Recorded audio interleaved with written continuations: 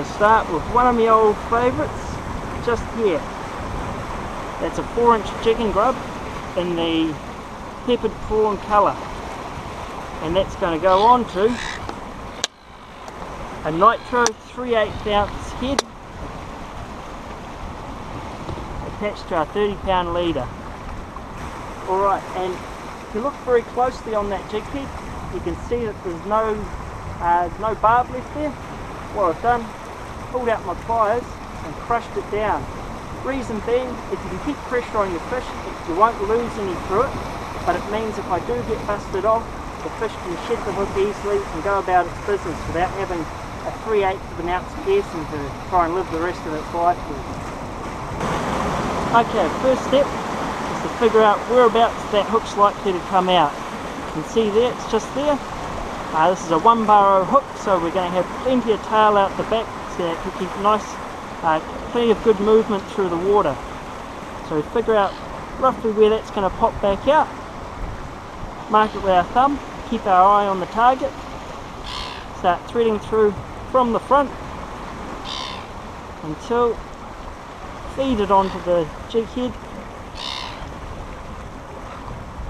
We feel that hook getting to the right point, pop it out, slide it all the way on, and just good to go.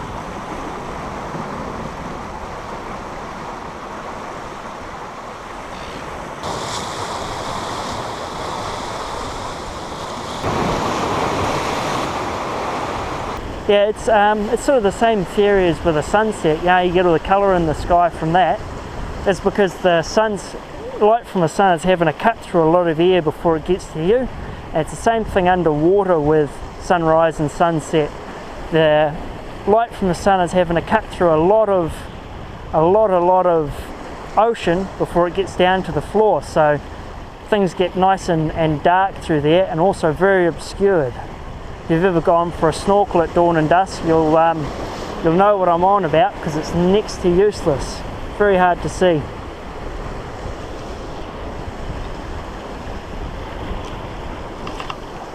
So what are you looking for when you're trying to find a spot like this for your soft bait and things like that? Looking for a place with a bit of depth and a bit of current. We want some depth so that we can swim the soft bait right down through it. Also a bit of current going sideways, get the tail actions on our soft baits going without having to do too much retrieval. Really the main aim of what we're doing with these soft baits is looking to give them a lot of action without a lot of speed, which is why I prefer the grubs as opposed to jerk shads. Like I was saying earlier, the jerk shads with their thin profile tend to zip through the water, and when fishing them horizontally from the shore, you wind up having to zip them through too much water just to keep a bit of action on them.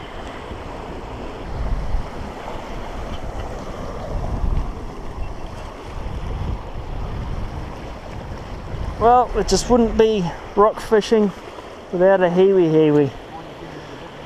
Not exactly a target species at all. They can be eaten, particularly when steamed Chinese style. They make that dish quite nicely, but lots of bones, lots of picking through, not my ideal fish to catch. Fortunately with a soft bait, you're always going to be hooking them around the outside. Because we've taken that barb down, the hook just comes straight out, easy peasy. Not a bad looking fish, but quite annoying, because we're not after them and they're very voracious. They'll swipe a bait right out from under a good snapper's nose, no problems at all, and then race away into the kelp with it.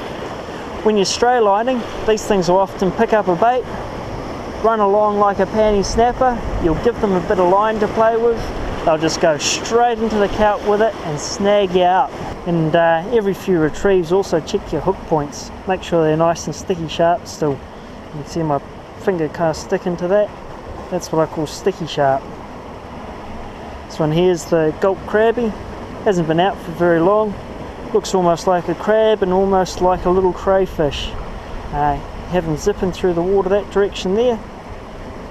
Legs and paddle at the front wiggling about. A couple of nippers out the back to keep going. It's got a keel along the underside to keep it going nice and straight. Same sort of method as usual.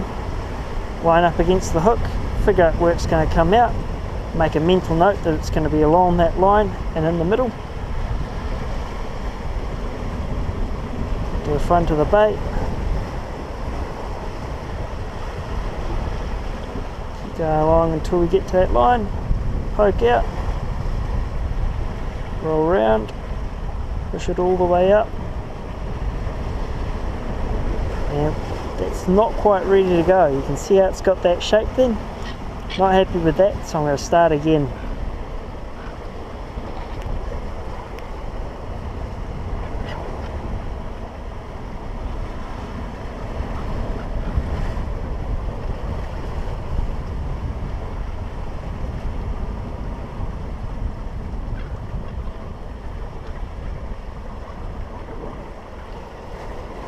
See, this time we've got a lock through straight up and down.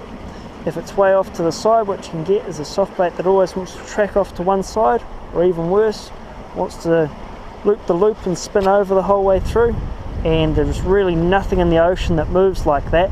So it's important to get something that's going to swim naturally, otherwise the fish are going to steer away. And then sink back down again.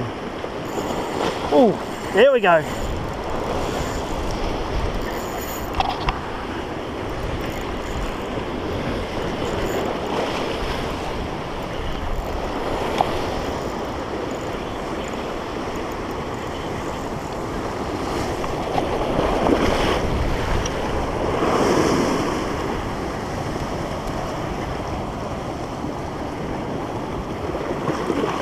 Lovely. Can I get the net? Yep.